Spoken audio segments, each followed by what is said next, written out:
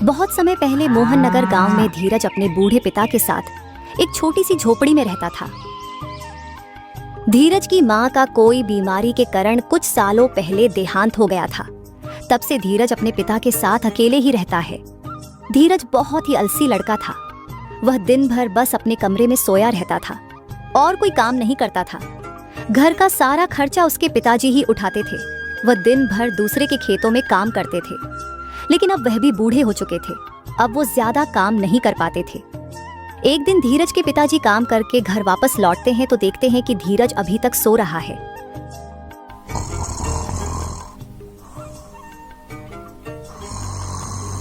अरे उठ भी जा कामचोर, और कितना सोएगा? आखिर कोई इतना आलसी कैसे हो सकता है? जब से तेरी माँ गई है, इस घर का पूरा खर्चा मैं ही उठा रहा हूँ। इतना बड़ा होकर एक बोझ सा दिन भर घर में पड़ा रहता है। चल अब उठ और घर को साफ कर दे कम से कम। अरे पिताजी, आप तो मुझे सुबह सुबह आराम भी नहीं करने देते। अरे मूर्ख, दोपहर के 2 बज रहे हैं और मैं अभी घर पर खाना खाने आया हूँ, और तू कह रहा है कि सुबह हो रही है। पिताजी, क्या आप सच कह रहे हैं? दोपहर के 2 बज गए और आप घर पे खाना खाने आए हैं? मुझे तो समय का पता ही नहीं चला। जरा अपनी आंखें खोल और बाहर झांक कर देख। पूरा गांव जानता है कि तू कितना बड़ा आलसी है। बेटा देख, अगर मेरी इतनी उम्र ना हुई होती तो मैं तुझे कभी काम करने को नहीं कहता, लेकिन सच तो ये है कि मेरी अब उम्र हो चली है। अब मुझसे इस घर की जिम्मेदारी और नहीं उठाई जाती। मैं काम करके आता हूँ तो बहुत थक जाता हूँ, और कई दिनों से मेरे शरीर में बहुत कमजोरी भी है। क्या आप पिताजी, आप सीधे क्यों नहीं कहते कि आप मुझसे तंग आ गए हैं? ऐसी बात नहीं है बेटा। मैं चाहता हूँ तू एक बहुत मेहनती आदमी बन जाए, ताकि गांव के सारे लोग तेरी इज्जत करें। ठीक है पिताजी, मैं आज ही कोई ना कोई काम ढूंढता हूँ। चल अब जल्दी से खाना खा ले। इतना कहकर धीरज घर से बाहर निकल जाता है। वो जंगल में जाकर एक पेड़ के नीचे बैठ गया। पता नहीं ये गांव वाले अपने आप को क्या समझते हैं। जरा सा दिन भर काम क्या कर लेते हैं। मेरा तो मजाक उड़ाने में कोई कसर ही नहीं छोड़ते। लेकिन मैं भी एक ना एक दिन इन्हें बहुत बड़ा काम करके दिखाऊंगा। फिर देखता हूँ कौन मुझे क्या बोलता है। अभी तो मुझे बहुत थकन हो रही है। मैं एक काम करता हूँ, थोड़ी देर यहीं पेड़ की छांव में सो लेता हूँ। इतना बोलकर धीरज वहीं सो जाता है। तभी वहां से दूसरे गांव का पंडित गुजर रहा था।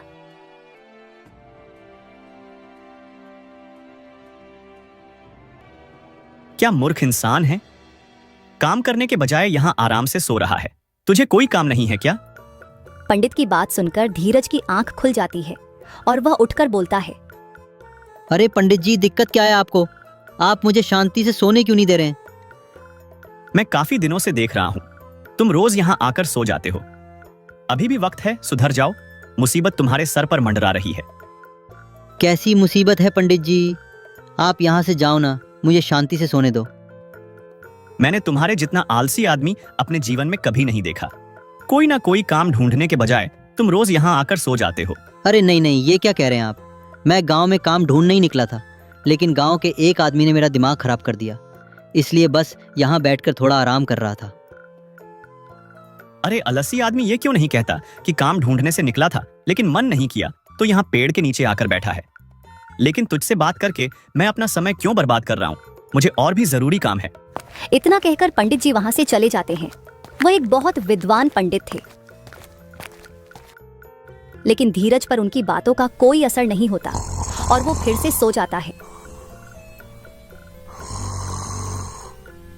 देखते ही देखते शाम हो जाती है और धीरज अपने घर जाता है।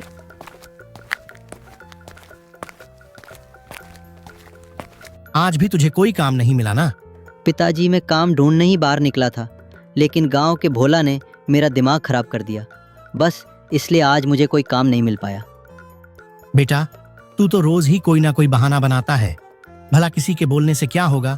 अगर तूने काम ढूंढा होता तो तुझे जरूर मिल गया होता। पिताजी, आप क्या कहना चाहते हैं?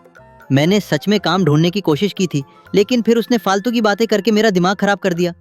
आप चिंता मत कीजिए, मैं कल फिर से जाऊंगा और कोई ना कोई काम जरूर ढूंढूंगा।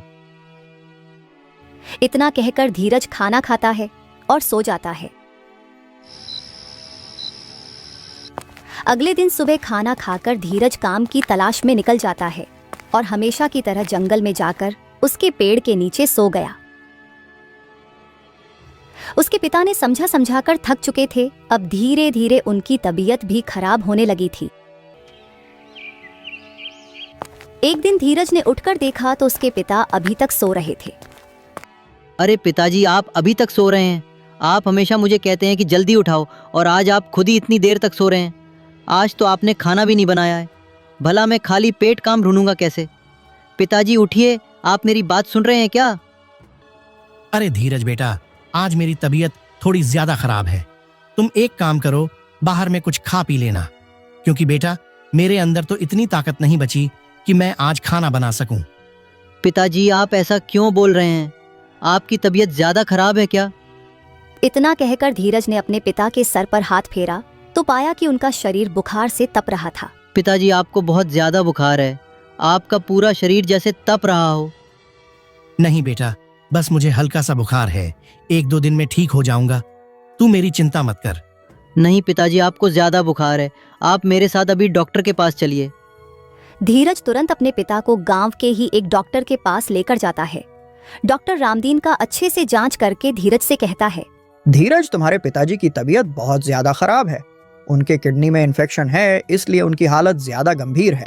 जल्द से जल्द उनका ऑपरेशन करना होगा, तभी तुम्हारे पिता ठीक हो पाएंगे। लेकिन डॉक्टर साहब, ऑपरेशन में तो बहुत पैसे लगते हैं ना? हाँ, उसके लिए तुम्हें 60,000 रुपए जमा करने होंगे अस्पताल में। ठीक है डॉक्टर साहब, आप मुझे कुछ दिनों का वक्त दीजिए, मैं पूरे पैसे जमा कर दूंगा। ठीक है धीरज, मैं तुम्हें तब तक कुछ दवाइयाँ दे देता हूँ। वह अपने पिताजी को खिला देना, उन्हें कुछ राहत रहेगी। धीरज रामदीन को लेकर घर वापस आ जाता है, लेकिन अब उसे अपने आलसपन पर बहुत गुस्सा आ रहा था। धीरज आलसी जरूर था, लेकिन वह अपने पिताजी से बहुत प्यार करता था। आज रात का खाना धीरज ने ही बनाया। जो धीरज हर रोज बिना किसी चीज की परवाह किए बिना सोए रहता था, आज उसकी आंखों में नींद नहीं थी। उसे उसके पिताजी की चिंता खाई जा रही थी। ये सब मेरी लापरवाही की वजह से हो रहा है। माँ के जाने के बाद काश मैं पिताजी के कंधों पर इतना ज्यादा बोझ ना दिया होता। लेकिन अब मैं क्या करूं? कहां से लाऊं इतने सारे पैसे? अगर पिताजी का ऑपरेशन नहीं हुआ तो माँ की तरह वो भी मुझे छोड़ के चले जाएंगे। नहीं नहीं, मैं ऐसा नहीं होने दूंगा। कुछ ना कुछ करके मुझे जल्दी से पूरे पैसे जमा करने ही होंगे। धीरज रात भर इसी चिंता में डूबा रहा। सुबह होते ही वह गांव के मुखिया के घर गया। क्या बात है धीरज, तू आज इतनी सुबह सुबह यहाँ कैसे? इतनी सुबह तेरी नींद कैसे खुल गई? मुखिया जी, मुझे आपकी मदद की जरूरत है। मेरे पिताजी की तबीयत बहुत खराब है, इसलिए मुझे कुछ पैसों की जरूरत है। अच्छा, तो तू यहाँ सुबह सुबह मुझे पैसे मांगने आया है? मुखिया जी, डॉक्टर ने कहा है कि अगर ऑपरेशन नहीं हुआ तो उनकी जान को भी खतरा है। आप मुझे कुछ पैसे उधार दे दीजिए, मैं दिन रात काम करके आपके सारे पैसे चुका दूंगा। मेहनत और वह भी तू? जा, किसको पागल बना रहा है? ये तो एक ना एक दिन होना ही था। बेचारा रामदीन तुझ जैसे भैंस को इतने दिन से पल रहा था, घर में बैठकर खिला रहा था। बुढ़ापे में इतना काम करेगा तो बीमारी तो होगी ही ना। मुखिया ने धीरज को पैसे देने से साफ मना कर दिया। तब धीरज गांव के एक सेठ के पास जाता है। वह सेठ गांव का सबसे अमीर आदमी था। उसके पास बहुत सारी जमीन थी। गांव का हर व्यक्ति धीरज की आदतों से परिचित था। धीरज को देखते ही सेठ मोहनलाल बोला, अरे वह भाई धीरज, आज तू इतनी जल्दी यहाँ कैसे? सेठ जी, मुझे आपकी मदद की जरूरत है। मेरे पिताजी की तबीयत बहुत खराब है, इसलिए मुझे कुछ पैसों की जरूरत है। सेठ जी, डॉक्टर ने कहा है कि अगर ऑपरेशन नहीं हुआ तो उनकी जान को भी खतरा है। आप मुझे कुछ पैसे उधार दे दीजिए, मैं दिन रात काम करके आपके सारे पैसे चुका दूंगा। कृपया मेरी मदद कर दीजिए। इसके बदले चाहे आप अपने खेतों में मुझे जितने साल भी काम करवा लेना, मैं करने को तैयार हूँ। अरे तुझे सुबह सुबह पागल बनाने को नहीं मिला था क्या? तुम्हें यह पूरा गांव जानता है। रोज अपने पिताजी से बोलकर निकलता है कि काम ढूंढने जा रहा हूँ और दिन भर जंगल में सोया रहता है। तू खाकर अपनी थाली तो धो नहीं सकता, खेतों में क्या खाक काम करेगा? सेठ की बातें सुनकर धीरज को अपनी आदतों पर बहुत पछतावा होता है और वह निराश मन से वहां से चला जाता है।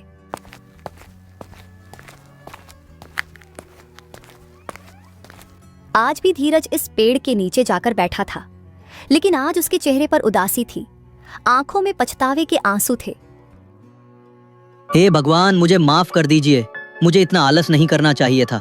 आज मुझे मेरी गलती का एहसास हो चुका है। मेरे आलसपन की वजह से आज मुझे गांव में कोई भी काम देने को तैयार नहीं है और पिताजी की तबीयत इतनी ज्यादा खराब है। लेकिन अब मैं क्या करूं? हे भगवान, मेरी मदद कीजिए। पिताजी सही कहते थे, अपनी इसी आलसपन की वजह से मैं बहुत बड़ी मुसीबत में फंस जाऊंगा। मुझे कोई रास्ता तो दिखाइए भगवान। तभी वह पंडित उस दिन फिर से उसी रास्ते से जा रहा था जिसने उसे दिन धीरज को फटकार लगाई थी।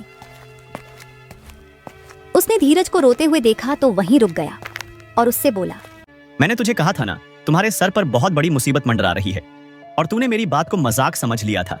आपने बिल्कुल सही कहा था महाराज। मुझे माफ कर दीजिए। मैं सच में बहुत बड़ी मुसीबत में फंस गया हूँ। मेरे पिताजी की तबीयत बहुत खराब है और गांव में हर किसी ने मेरी मदद करने से इनकार कर दिया है। देख मेरे बच्चे, इस दुनिया में कोई किसी की मदद नहीं करता और तेरी मदद किसी ने इसलिए नहीं की क्योंकि तू बहुत बड़ा आलसी है। उनको इस बात का डर है कि उनके पैसे डूब जाएंगे। अगर आज तो कम कर रहा होता तो तुझे किसी के आगे हाथ नहीं फैलाना पड़ता। आपने बिल्कुल सही कहा, लेकिन आप मुझे मेरी गलती पर बहुत पछतावा हो रहा है। मैं पिताजी को खोना नहीं चाहता। उन्होंने कभी मुझे माँ की कमी महसूस नहीं होने दी। ब्राह्मण ने देखा कि धीरज को सच में अपनी गलती पर पछतावा हो रहा था और वह अपनी गलती सुधारना चाहता था। इसलिए ब्राह्मण ने एक छोटी सी पोटली निकाली और धीरज को देते हुए कहा, धीरज, इस पोटली में जादुई भस्म है। इस भस्म को तुम हमेशा अपने पास रखना। इससे तुम्हारा सारा आलसपन दूर हो जाएगा और तुम्हारे अंदर इतनी ताकत आ जाएगी कि तुम जानवरों की तरह दिन रात काम करके अपने पिता के इलाज के लिए बहुत जल्दी पैसे जोड़ लोगे। महाराज, क्या ऐसा सच में मुमकिन है? आपने मेरी इतनी मदद की है तो कृपया मुझे इतना बता दीजिए कि मैं कौन सा काम करूं जिससे मैं पैसे जोड़ पाऊं, क्योंकि इस गांव में तो मुझे कोई भी काम देने वाला नहीं है। वह सब तुम इस भस्म पर छोड़ दो। इसे अपने पास रखना, तुम्हें रास्ता खुद ब खुद मिलता जाएगा। धीरज ने वे भस्म अपने पास रख लिया और ब्राह्मण वहां से मुस्कुराते हुए चला गया। पंडित के कहे अनुसार धीरज ने लकड़ियां जमा करना शुरू कर दिया और थोड़ी ही देर में उसने बहुत सारी लकड़ी जमा कर ली।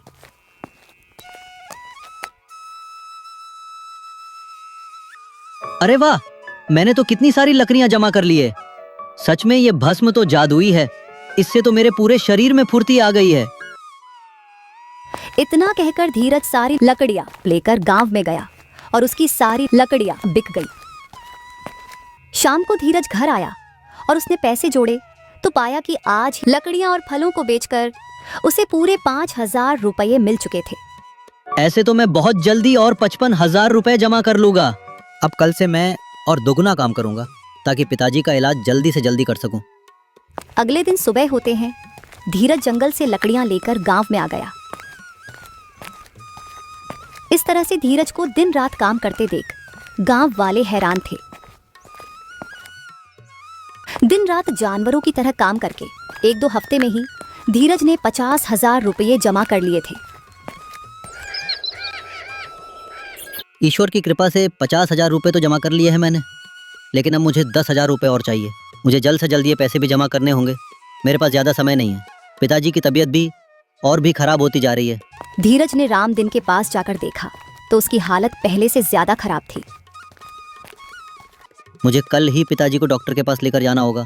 मैं कल ही सेठ जी के पास फिर से जाऊंगा काम मांगने। हो सकता है इस बार वो मुझे काम दे दे। अगले दिन फिर से धीरज सेठ के पास जाता है। सेठ जी, उस दिन तो आपने मुझे आलसी कहकर भगा दिया था, लेकिन मैंने पूरी मेहनत करके 50,000 रुपये जमा कर लिए हैं। अब सिर्फ 10,000 रुपये घाट रहे हैं मालिक।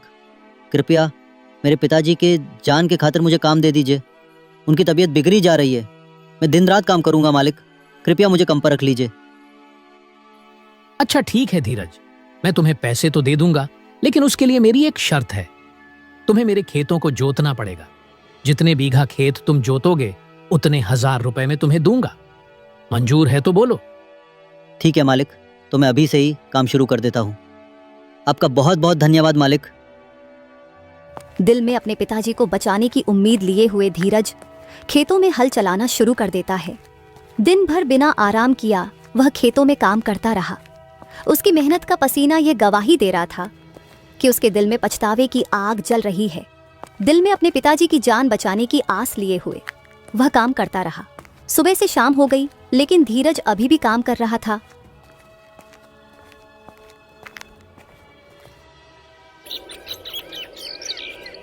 अगले दिन सुबह सेठ अपने खेतों पर आया तो उसने देखा कि धीरज अब तक काम कर रहा था।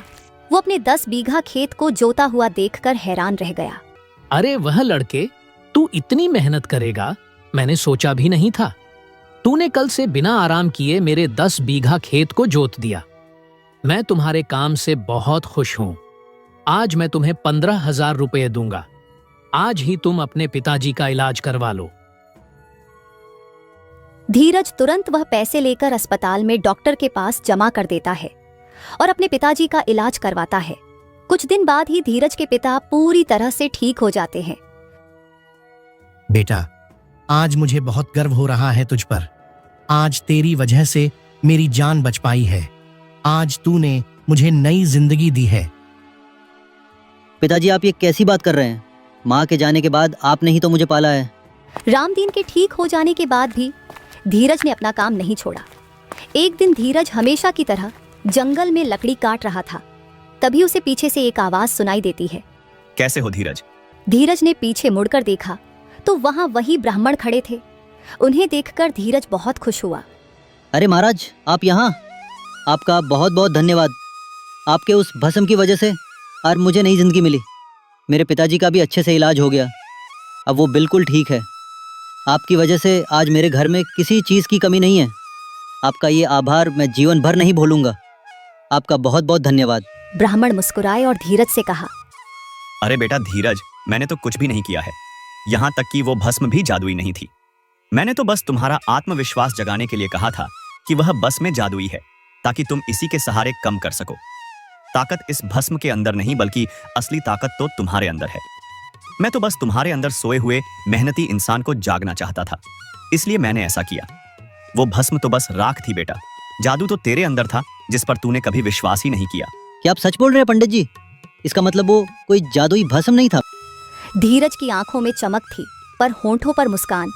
उसे अब समझ आ गया था कि सच्चा चमत्कार किसी चीज में नहीं, बल्कि इंसान की लगन और आत्मविश्वास में होता है।